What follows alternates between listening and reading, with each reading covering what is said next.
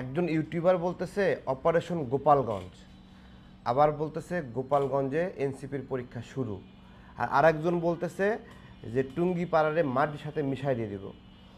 তো এই ধরনের উস্কানিগুলো আজকের এই বিশৃঙ্খলা, আজকের এই অপদস্থ হওয়ার কারণ কিনা। 24 ঘন্টার মধ্যে গোপালগঞ্জ এই সরকারের নিয়ন্ত্রণ আসবে, গোপালগঞ্জ থেকে সন্ত্রাসীরা পালিয়ে যাবে। সেনাবাহিনী গিয়ে কেন পরিস্থিতি নিয়ন্ত্রণ করতে পারছে না? গোপালগঞ্জ বাংলাদেশের বাইরের কোনো অংশ?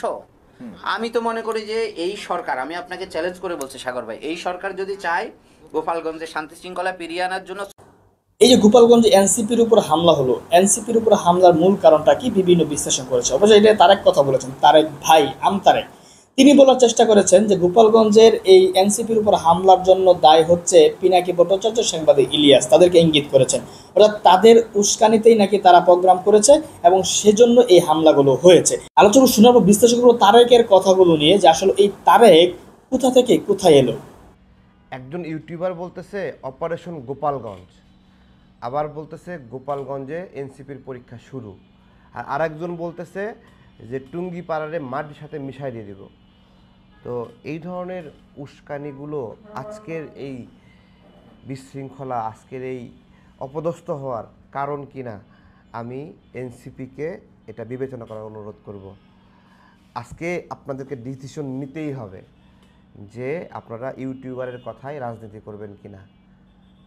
আপনারা যেই হন, আপনাদের সাইজ যতটুকু হোক, এখন একটা দল করেন না। দল মানে আপনাদের সামনে যদি 10 জন দেখা যায়, এটা আসলে আপনার লোক সংখ্যা না। সারা বাংলাদেশের এই 10 লাখ মানুষ, আপনি 10 জন দেখা যাচ্ছে, কিন্তু 10 লাখ মানুষ আপনার জন্য দোয়া করে, সমর্থন করে, বা আরও বেশি মানুষ করে, কিন্তু করে। একটা রাজনৈতিক দল কত বড়, কত শক্তি, তার চেয়ে গুরুত্বপূর্ণ কত মানুষ তাকে পিছন থেকে দোয়া করে, ব্যাকআপ দেয়।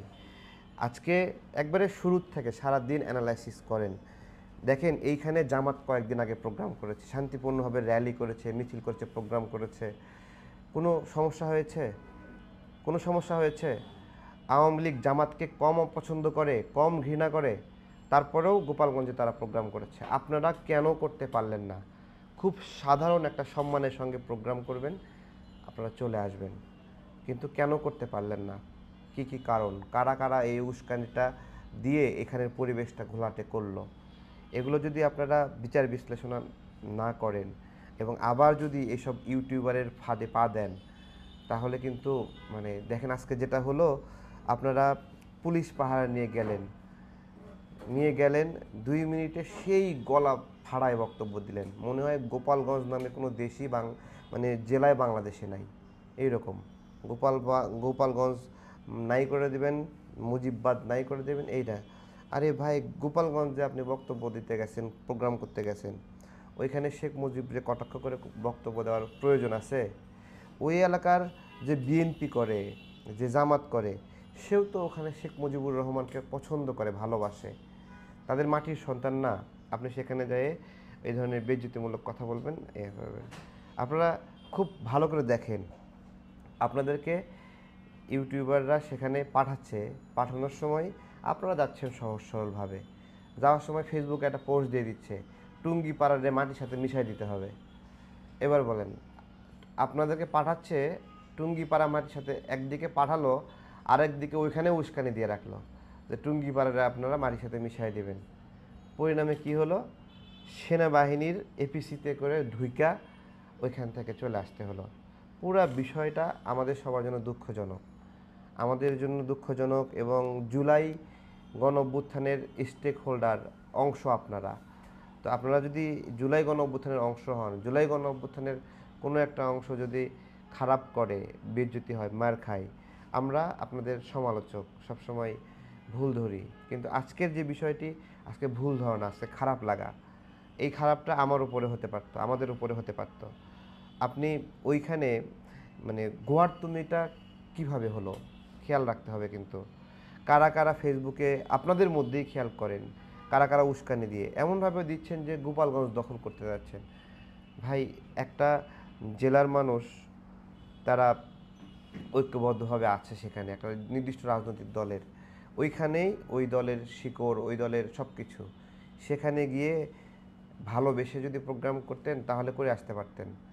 যাওয়ার আগে কারা এই খারাপিটা করলো আপনারা একটু বিচার বিশ্লেষণ করবেন। আর সেনাবাহিনীকে সারাক্ষণ গালি দেওয়া হয় না, তাই না? আজকে সেই সেনাবাহিনীর পিছিয়ে করে উঠে আসতে হলো। এটা শুধু আমি আজকে একটা কথা বলি, গোপালগঞ্জে শেখ হাসিনার আওয়ামী লীগের আপনারা যে ফিটনেস দেখলেন না, এই ফিটনেস সারা দেশে ওদের আছে, বিশ্বাস করেন বা না করেন। এনসিপির ভাইরা যে প্রোগ্রাম করতেছেন না 200 মানুষ নিয়ে, ওই 200 মানুষের মধ্যে 100 জন হলো আওয়ামী লীগ। জাস্ট ওদের যদি সিগন্যাল ওরা পায়, জায়গায় আপনাদের ঘাড় মটকায় দেবে। এটা আপনারা বোঝেন, বিশ্বাস করেন। এটা শুধু গোপালগঞ্জে না, সারা বাংলাদেশে আপনারা যেভাবে আওয়ামী লীগের সঙ্গে দহরম মহরম সম্পর্ক শুরু করছেন না, আজকে সেটার উপহার দেখলেন। এটা যদি আপনাদের শিক্ষা না হয়, আরে ভাই এত বড় দল করে কি করবেন? দল বড় করতে হলে আওয়ামী লীগকে সাথে করে নিতে হবে। হ্যাঁ, এই থিওরি কই পাইলেন ভাই? দল বড় করতে হলে আওয়ামী লীগকে নিষিদ্ধ করতে হবে, আওয়ামী লীগের লোকদেরকে আপনাদের সাথে নিতে হবে। হ্যাঁ, আওয়ামী লীগ লোক আপনার সাথে করে নেবে, আপনি সাথে করে নেবেন, নিয়ে ওই লোকটাই আবার নাগরিকের উপর নিপীড়ন করবে আপনার দলের হয়ে। ওই লোকটাই আবার নাগরিকদেরকে থাপ্পড় দিবে, চটকানি দেবে, হুমকি ধামকি দেবে। ওই লোকটাই আবার চাঁদাবাজি করবে। হ্যাঁ, আপনি ভাববেন আপনি অনেক শক্তিশালী, কিন্তু সেই মহেন্দ্রক্ষণের অপেক্ষায় থাকেন যখন দাবার গুটি আবার উল্টাবে। দাবার গুটি উল্টাবে না, দাবার গুটি 100% উল্টাবে। যে মনে করে উল্টাবে না, সে একটা গাভা, সে রাজনীতিই বোঝে না। আর এই রাজনীতিতে আজকে যারা পূজা করতেছে তাকে লাথি মারতে জনগণ কোনো ইয়ে করে না, কোনো বিন্দু পরিমাণ মায়া করবে না।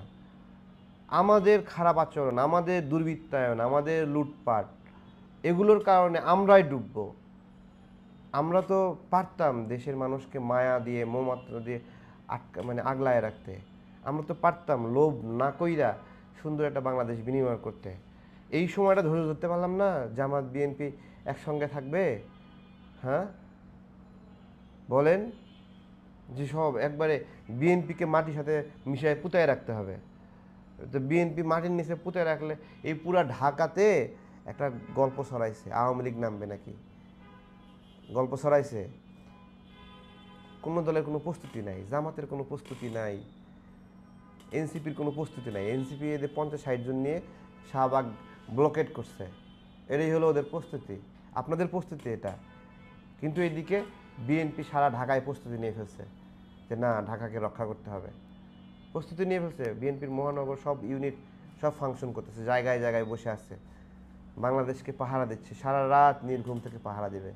আমরা কয়েকটা দিন ধৈর্য থাকতে পারলাম না। হ্যাঁ বলেন, আরে সামনে দায়িত্ব আসবে, নির্বাচন হবে, বড় দল হিসেবে বিএনপি কিছু আসন পাবে, জামাত কিছু আসন পাবে, এনসিপি কিছু আসন পাবে। আমি তারেক কাজ করছি দেশের জন্য, আমারও একটা আসন পাওয়ার ইচ্ছা আছে।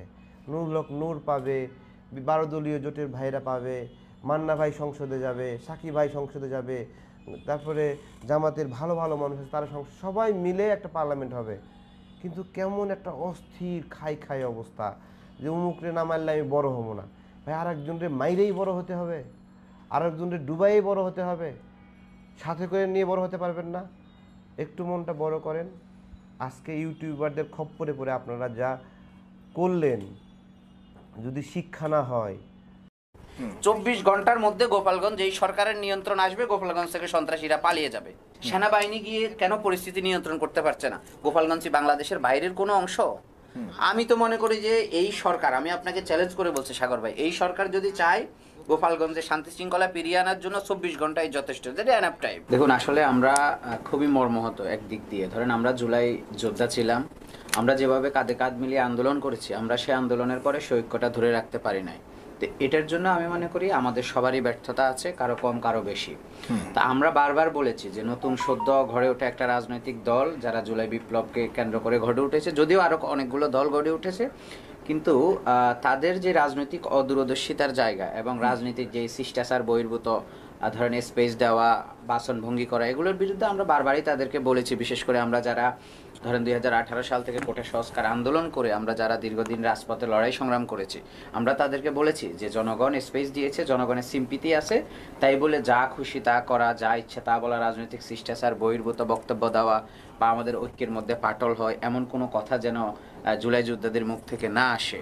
কারণ রাজনীতি হচ্ছে ধরেন একটা দীর্ঘ প্রসেস। আপনি এখনই সব পেয়ে যেতে হবে, এই নির্বাচনে আমাকে ক্ষমতা দখল করে ফেলতে হবে। আমার দল হয়েছে মাত্র 1 বছর, আমি 10 বছর 5 বছর পরে চিন্তা করি, কিন্তু এই নির্বাচনেই আমাকে এমপি হতে হবে, মন্ত্রী হতে হবে, রাষ্ট্র ক্ষমতা আসতে হবে। এটা যখন আমাদের জুলাই যোদ্ধাদের মাথায় চলে এসেছে, তখনই আমার মনে হচ্ছে যে এখানে রাষ্ট্রেরও কিছু ইন্ধন আছে। পরিকল্পিতভাবে ধরেন সরকার, উপদেষ্টা পরিষদ এবং রাষ্ট্রযন্ত্র ব্যবহার করে শুধুমাত্র এই দলটাকে বিতর্কিত করার জন্য এবং তাদেরকে রাজনৈতিকভাবে স্পেস ধরেন তারা যেন বেড়ে উঠতে না পারে, সেজন্য তাদেরকে তারা নেগেটিভ অর্থে সহযোগিতা করছে, কিন্তু তারা মনে করছে যে পজিটিভ অর্থে সহযোগিতা করছে। কিন্তু আপাতত দৃষ্টিতে যদি আপনি দূরদর্শী চিন্তা করেন, রাজনৈতিক ধরেন কূটনৈতিক চিন্তা করেন, তাহলে আমি তো মনে করি যে রাষ্ট্রের এই সহযোগিতা তাদের ক্ষেত্রে নেগেটিভ অর্থে যাচ্ছে, যদিও তারা পজিটিভ মনে করছে। কিন্তু আমরা যারা দীর্ঘদিন রাজনীতি নিয়ে চিন্তা করি, আমাদের কাছে মনে হয় এটা নেগেটিভ অর্থে যাচ্ছে। এই যে ধরুন আজকে যে ঘটনাটা ঘটছে গোপালগঞ্জে, আমি তো মনে করি যে এর জন্য এক অংশে তো আমরা দায়ী, কারণ আমরা জুলাই আন্দোলন একসাথে করেছি, আমরা এখন একসাথে নেই, আমাদের মধ্যে বিবাদ আছে। তো এই বিবাদের ধরেন লাভবান এই বিবাদের অংশটুকু ফ্যাসিবাদের দোসররা এটাকে গ্রহণ করেছে, যে তাদের মধ্যে তো ঐক্য নেই। তো এখন আমার প্রশ্ন হচ্ছে, আমাদের মধ্যে ঐক্যটা যে কোনো কারণে নেই, সেটাকে আমরা দোষারোপ করছি না। আমার কথা হচ্ছে ধরেন আমি তো জুলাই আন্দোলনের একজন যোদ্ধা, 18 সাল থেকে কোটা সংস্কার আন্দোলন করে এসেছি, আমরা যুগপথ আন্দোলন করেছি বিএনপির নেতৃত্বে। তো ধরেন আমি যদি এখন বলি আমার জন অধিকার পার্টি থেকে আমরা গোপালগঞ্জের নাম মুছে দিব, একটা স্ট্যাটাস দিয়ে যদি আমি সেখানে চলে যাই, আমাকে তো বুঝতে হবে সেখানে আমার পার্টির কতটুকু শক্তি আছে সেটা মোকাবেলা করার জন্য। আপনি রাজনীতি করতে হলে অবশ্যই আপনাকে রাজনৈতিকভাবে চিন্তা করতে হবে। আবেগ ইমোশন দিয়ে আমি একেবারে জুলাই যোদ্ধা, আমি আন্দোলন সংগ্রাম অনেক করেছি, ফেস দ্য পিপলে 1 দফার ঘোষণা দিয়েছি, এটা দিয়ে তো ভাই আমার রাজনীতি হবে না। আপনি যখন রাজনীতির মাঠে যেই দিন নামবেন, দল ঘোষণা করবেন, আপনি আবেগ ইমোশনকে ক্রস চিহ্ন দিয়ে আপনি বাস্তবতাকে নিয়ে আসতে হবে এবং রাজনৈতিকভাবে চিন্তা করতে হবে। তা আমরা তো মনে করি বাংলাদেশে ধরেন এই বড় যে 2-1টা রাজনৈতিক দল, ধরেন বিএনপি এবং জামাত সহ অন্য যে দলগুলো, এদের তো জেলা পর্যায়ে ক্যাপাসিটি খুবই কম। তো সেটা এনসিপির চিন্তা করা উচিত ছিল যে মুখে বলে দেবো, একেবারে সব করে ফেলবো, নাম চেঞ্জ করে ফেলবো, ওইখানে গিয়ে এখন অবরুদ্ধ হয়ে গেছে। আজকে তাদের সমাবেশে কতজন লোক ছিল? আমি যদি সেই প্রশ্ন করি, অবশ্যই আমার রাইট আছে, যেহেতু তারা সেখানে গিয়ে হামলার শিকার হয়েছে।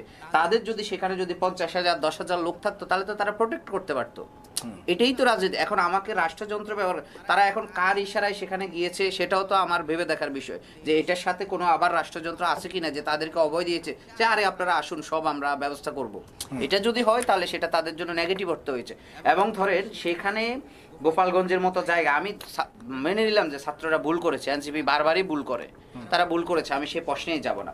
আমি যদি সেকেন্ড কোশ্চেনে আসি, সেখানে আইন শৃঙ্খলা বাহিনীর ভূমিকা কি?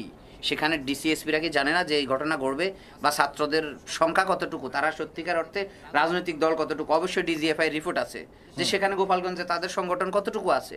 তো সেই পরিস্থিতিতে তারা তো, তাদেরকে আগে বলা উচিত ছিল যে আপনারা এখানে সমাবেশ করবেন না, এটা হবে। সেটা কি তাদেরকে বলেছে কিনা সেটা এনসিপি নেতারা ক্লিয়ার করবে। আমার মনে হয় যে রাষ্ট্রের ধরেন এটা একটা ব্যর্থতা আমি ধরবো, যদিও এনসিপি নেতারা ভুল করে, তারপরও আমি বলবো রাষ্ট্রের ব্যর্থতা। কেন? আমাদের সংগ্রাম হচ্ছে স্বৈরাচারের বিরুদ্ধে, আওয়ামী দোসরদের বিরুদ্ধে। আমরা দেখেছি 5ই আগস্টের পরে সেখানে সেনাবাহিনীদের সাথে কি ক্লাশ হয়েছে। গোপালগঞ্জে সেনাবাহিনীর গাড়ি আটকে ফেলা হয়েছে, সেনাবাহিনীর গাড়িতে হামলা করা হয়েছে, তারপরও কি প্রশাসন শিক্ষা নেয় নাই? আমি তো বলি এখানে এনসিপি না, ধরুন অন্য কোনো রাজনৈতিক দল হতো, সেখানে বিএনপিরা কর্মী সবাই যদি হামলা হতো, সেটাকে আমরা নেগেটিভ অর্থে নিতাম যে কেন হামলা হয়েছে, আইন শৃঙ্খলা বাহিনী কি করছে। প্রত্যেকটা রাজনৈতিক দলের শান্তিপূর্ণ সভা সমাবেশ করার অধিকার আছে, এটাই আমাদেরকে জুলাই আগস্ট শিখিয়েছে। কিন্তু আমরা সেটা দেখতে পাচ্ছি যে প্রশাসনের বিরুদ্ধে বারবার স্লোগান আসছে যে তারা সেখানে কি করছে। সেনাবাহিনী গিয়ে কেন পরিস্থিতি নিয়ন্ত্রণ করতে পারছে না? গোপালগঞ্জ বাংলাদেশের বাইরের কোনো অংশ? আমি তো মনে করি যে এই সরকার, আমি আপনাকে চ্যালেঞ্জ করে বলছি সাগর ভাই, এই সরকার যদি চায় গোপালগঞ্জে শান্তি শৃঙ্খলা ফিরিয়ে আনার জন্য 24 ঘন্টায় যথেষ্ট, দ্যাট এনাফ টাইম। 24 ঘন্টার মধ্যে গোপালগঞ্জ এই সরকারের নিয়ন্ত্রণ আসবে, গোপালগঞ্জ থেকে সন্ত্রাসীরা পালিয়ে যাবে।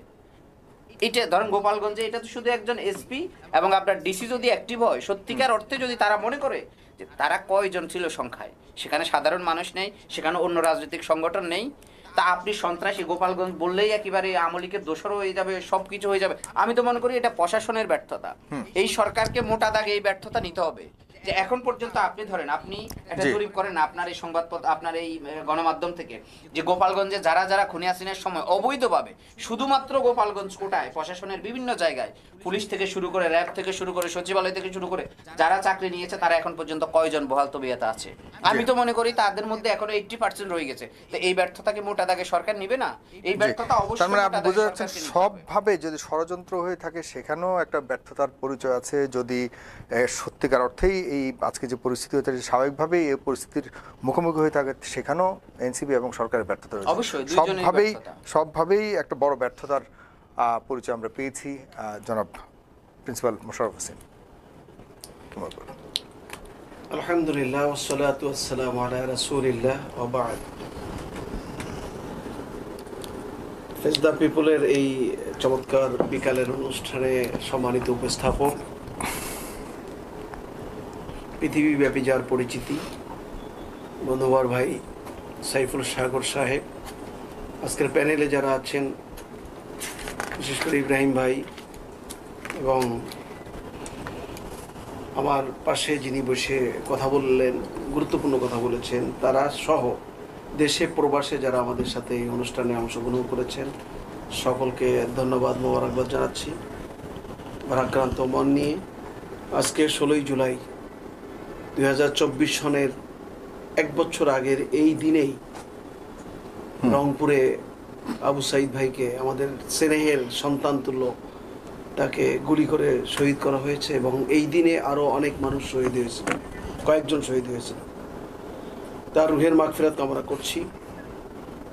1 বছর যেতে না যেতেই যদিও ছাত্র জনতা ঐক্যবদ্ধ হয়ে কিলার সরকার লেডি ফিরাউনকে দেশ থেকে উৎখাত করতে সক্ষম হয়েছিল, এই সক্ষমতার পিছনে সকল আওয়ামী লীগ বাদে, ভারতের সেবাদাসরা বাদে আর সকল রাজনৈতিক দল সাথে ছিল, পিছনে ছিল, ডাইনে বামে ছিল।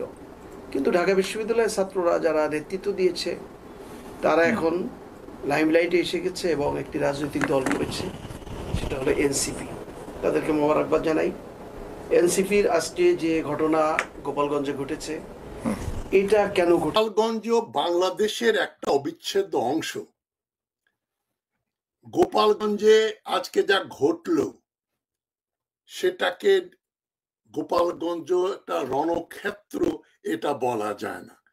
গোপালগঞ্জ একটা আওয়ামী কসাইখানা, এটাই প্রমাণিত হলো এবং এর দায়ভাগ যাবে 16 আনা, সম্পূর্ণ 100% দায়ভাগ যাবে ইউনূস সরকারের ঘাড়ের উপর, তাদের উপর। ইউনূস সরকার যে ব্যর্থ সেটা প্রমাণ করে গোপালগঞ্জে আওয়ামীদের দৌরাত্ম, গুলি করে এবং অন্য অস্ত্র শস্ত্র দিয়ে 6 জন আনআর্মড অসশস্ত্র লোককে হত্যা করা। এবং গোপালগঞ্জের হত্যাযজ্ঞের জন্য আমি আওয়ামীদের যেমন দায়ী করছি, আওয়ামী পুলিশদের যেমন দায়ী করছি, তার চাইতে আমি বেশি দায়ী করছি ইউনূস সরকারকে। এই কোমর ভাঙা ব্যর্থ ইউনূস সরকার আরেকবার প্রমাণ করলো যে তারা একটা সম্পূর্ণ অথর্ব সরকার। বাংলাদেশের 54 বছরের ইতিহাসে এ ধরনের একটা কোমর ভাঙা সরকার আর কোনোদিন আসেনি। যে সরকারের সাহস নেই, যে সরকার সিদ্ধান্ত গ্রহণ করতে পারে না, সে সরকারের বৈধতা অনেক আগেই শেষ হয়ে গেছে। ইউনূস সরকারের ব্যর্থতায় গোপালগঞ্জ এখনো আওয়ামী নিয়ন্ত্রণে। এটাই সবচেয়ে লজ্জা, ঘৃণা ও পরিতাপের বিষয়। যারা এনসিপির নিন্দা করছেন, এনসিপি কেন গেল, তারা কি জানতো না? তারা বলল যে জনসমর্থন থাকলে লন্ডনে পালাতে হয় না বা ভারতে পালাতে হয় না বলে তারা তারেক রহমান এবং শেখ হাসিনাকেও নিয়ে এসে তারা বিদ্রুপ করলো। এটা তাদের ছেলে মানুষই, তাদের ইম্যাচিউরিটি, তাদের যেটাকে বলে একটা সম্পূর্ণ রাজনৈতিক প্রজ্ঞার অভাব, এনসিপি কে আমি কোনো পলিটিক্যাল ফ্যাক্টর বলে মনে করি না। তারা বড় জোর 3% ভোট পেতে পারে এবং 2 থেকে 3 জন এমপি পেতে পারে। তারা কোনো পলিটিক্যাল ফোর্স না। আগামী 10 বছর পরে এনসিপি কোথায় যায় সেটা অন্য ব্যাপার। এই মুহূর্তে যদি নির্বাচন হয়, তাদের অধিকাংশ ক্যান্ডিডেটের জামানত বাতিল হবে, কোনো সন্দেহ নেই। এনসিপির আমি কোনো রাজনৈতিক প্রজ্ঞাবান কোনো দল মনে করি না। তবে এনসিপি বা যে কোনো দলের যে কোনো ব্যক্তির বাংলাদেশে যে কোনো জায়গায় গিয়ে সভা সমিতি করার অধিকার রয়েছে এবং পুলিশের দায়িত্ব সেই নিরাপত্তা বিধান করা। পুলিশ মানে সরকারের অংশ।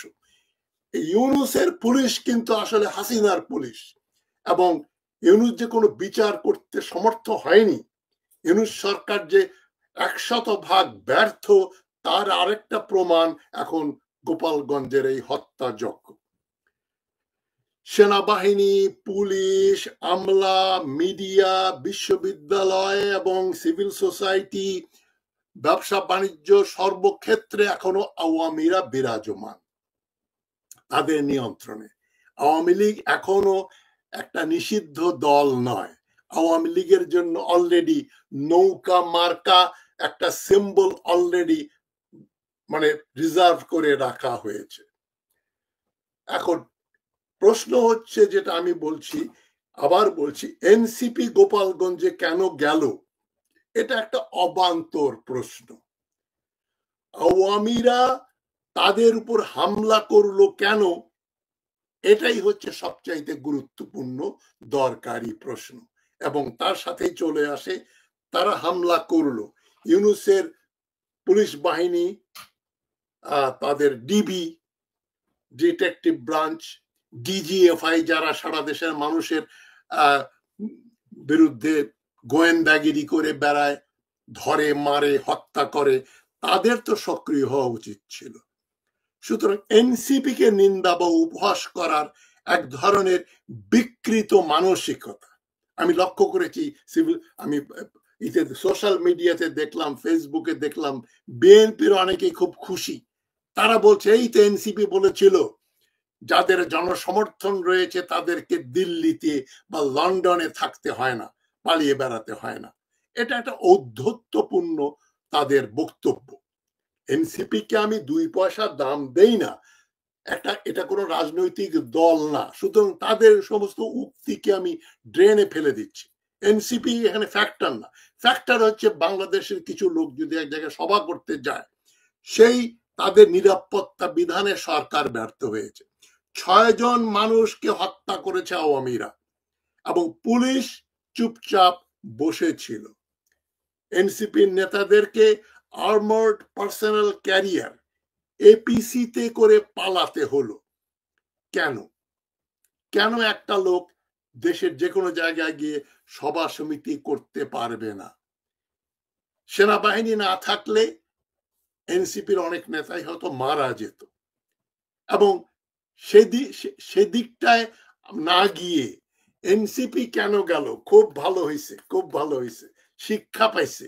এইটা হচ্ছে বিকৃত মানসিকতা, একেবারে অসভ্যতা, বর্বরতা, চাষামি, এবং এটা কোনো রাজনৈতিক প্রজ্ঞার কোনো নির্দেশনা দেয় না।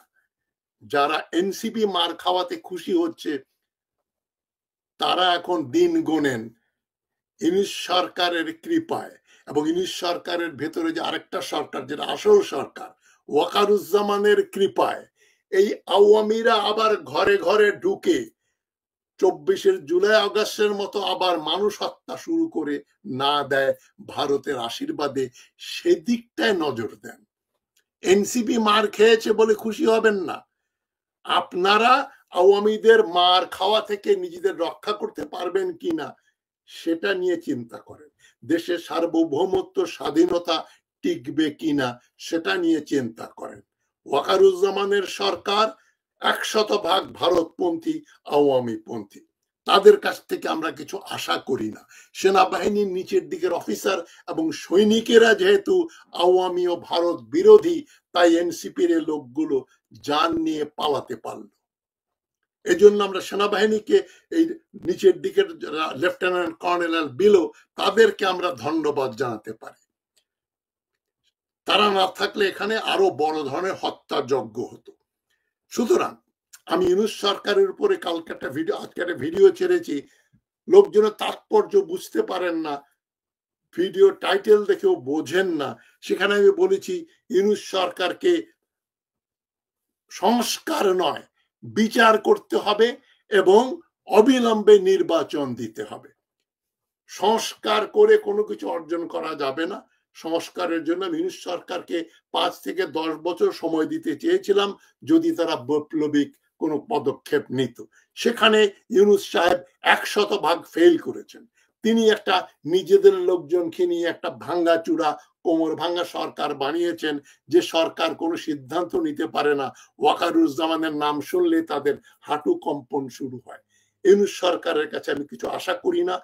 তাদেরকে সংস্কার বন্ধ করে যে কোটি কোটি টাকা খরচ করেছেন, গচ্চা গেছে গেছে, আর নয়, এখন নির্বাচনের কথা বলেন এবং পারলে ডিসেম্বরের আগেই একটা নির্বাচন দিয়ে আপনি চলে যান।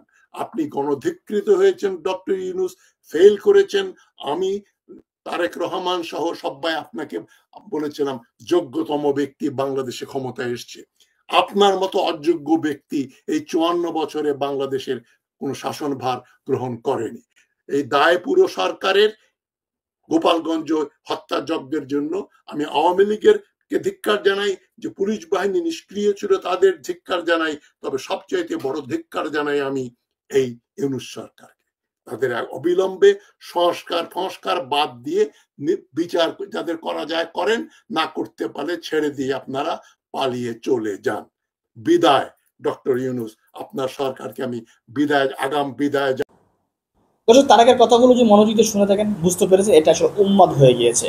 যখন আপনি কারো বিরোধিতা করেন, এই যে বিশেষ করে তারেক, ধরুন পিনাকি ইলিয়াসের বিরোধিতা করতেছে সে, অর্থাৎ পিনাকি ইলিয়াস যা কিছু করবে এখন যদি তারা হজও করে, তারেক চেষ্টা করবে এই হজের ভিতরে তাদের কোনো ভুল আছে কিনা সেটা বের করা। কিন্তু সেটা হজ করেছে এটার প্রশংসা করবে না। অর্থাৎ যখন আপনি কারো বিরোধিতা করবেন, ঠিক এভাবে বিরোধিতা করে মানুষ। কিন্তু আপনি যাদের বিরোধিতা করতেছেন তারা তো সাধারণ কোনো ব্যক্তি না, তারা তো সবসময় ভুল করবে এরকম নয়, তারা তো সবসময় সঠিক কাজ করে। মাঝে মাঝে হয়তো বা মানুষের ভুল হতেই পারে। তো আপনি তাদের সব কাজের সমালোচনা করেন, দোষ বের করেন, কিন্তু মানুষ তো বুঝে, আমরা তো বুঝি যে তার কোনটা ভুল কোনটা সঠিক।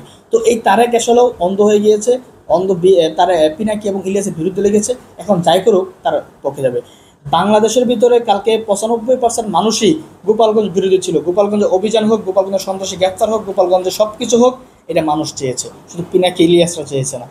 কিন্তু তারেকে হয়তো বা মনে মনে চেয়েছে, কিন্তু প্রকাশ করতে পারে না, কারণ পিনাকি ইলিয়াসে চেয়েছে। কারণ পিনাকি ইলিয়াস তার হয়তো বা বাত নষ্ট করে দিয়েছে, বিভিন্ন জায়গাতে চাঁদা তুলতে সে চাঁদা নষ্ট করে দিয়েছে। এখন পিনাকি ইলিয়াস যা করবে সেটা বিরোধিতা করবে। অর্থাৎ সে নিজেও হয়তো বা মনে মনে চাইছে যে গোপালগঞ্জে হোক, আওয়ামী লীগ পিটানি খাক, কারণ তাকে তো আওয়ামী লীগ পিটাইছে। তো কিন্তু এখন করবে না। কেন করবে না? কারণ এখানে তার শত্রু, অর্থাৎ সে যাতে বিরোধিতা করে তারা সমর্থন দিয়েছে। সেটা হচ্ছে এই অবস্থা।